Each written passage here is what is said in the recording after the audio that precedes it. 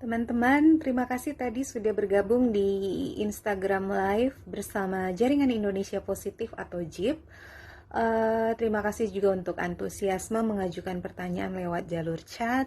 Saya akan mencoba merecap kembali untuk pertanyaan-pertanyaan penting yang sudah diajukan, termasuk beberapa pertanyaan yang belum sempat terbahas tadi karena keterbatasan waktu Instagram Live yang kita tahu cuman terbatas di 1 jam saja. Oke, jadi saya punya catatan di sini tentang beberapa pertanyaan yang sudah kawan-kawan ajukan. Terima kasih sekali sudah ikut berdiskusi dan mengajukan pertanyaan. Saya akan coba jawab lewat IGTV ini ya. Saya akan taruh di sini buat contekan pertanyaan-pertanyaannya biar saya ingat.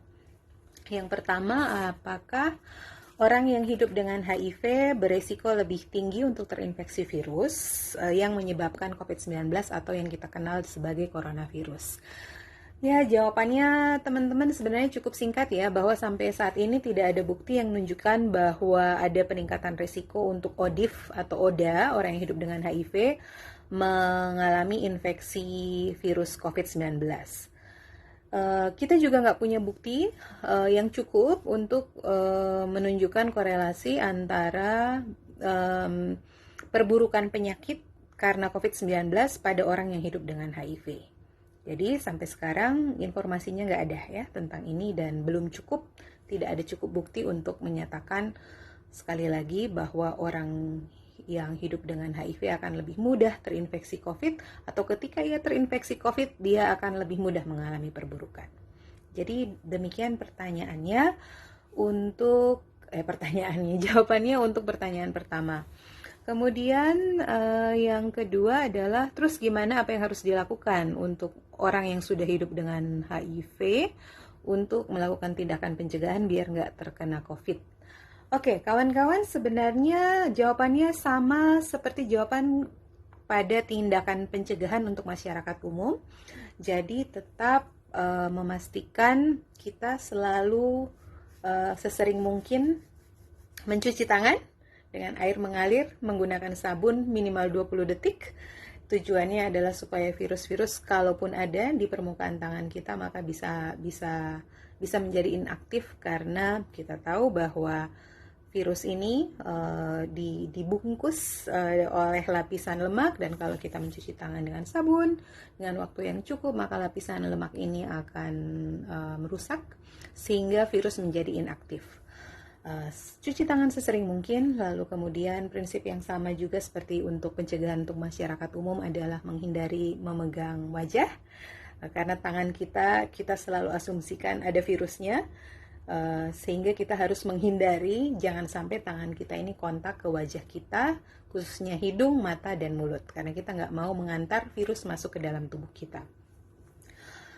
Kemudian memastikan kita melakukan etika bersin. Jadi ketika bersin supaya virus tidak menyebar kemana-mana, kita menutup mulut kita dengan tangan atau dengan lipatan siku. Dan seperti yang kawan-kawan sudah sepertinya lakukan selama ini adalah menggunakan masker, terutama ketika keluar rumah. Dan yang paling penting juga selagi kita mampu adalah membatasi diri untuk tidak keluar rumah. Saya tahu tidak semua orang punya kemampuan atau lebih tepatnya punya hak istimewa untuk diam di rumah, karena ada beberapa orang karena pekerjaannya atau demi melanjutkan hidup mau nggak mau keluar rumah. Nah, jadi kalau yang bisa untuk tetap diam di rumah, diamlah di rumah. Ini akan sangat membantu kita terhindar dari infeksi COVID-19. Dan pada saat yang sama, kalau kita punya virus, kita juga tidak akan membagikannya pada orang-orang lain.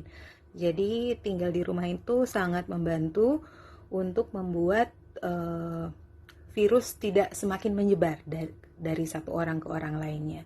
Yang kita takutkan kalau semakin banyak virus menyebar ke banyak orang, maka orang-orang yang rentan akan pada akhirnya tertular. Kita mungkin yang tidak rentan mungkin tidak akan mengalami keparahan penyakit, tetapi orang-orang yang lebih rentan akan mengalami keparahan penyakit sampai dengan meninggal.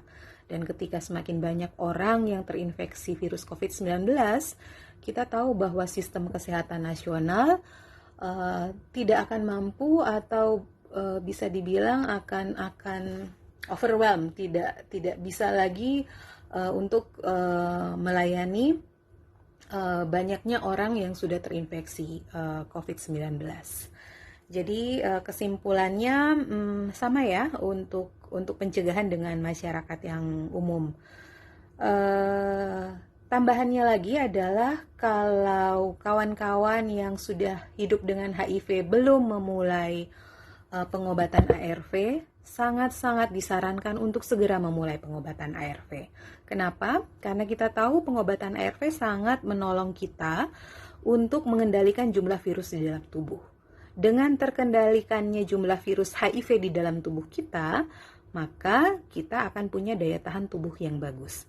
Daya tahan tubuh yang bagus adalah sebuah kondisi yang membuat virus COVID-19 tidak mudah menginfeksi kita, dan kalaupun kita terinfeksi, kondisi imun yang bagus, ya, meskipun masih ada banyak faktor lain yang mempengaruhi, tapi kondisi imun yang bagus akan sangat berpengaruh juga untuk tidak terjadinya perburukan penyakit karena COVID-19. Jadi tolong dipastikan kawan-kawan yang sudah hidup dengan HIV, sudah tahu status HIV-nya positif tapi belum memulai pengobatan ARV, yuk mari segera mulai pengobatan ARV-nya ya.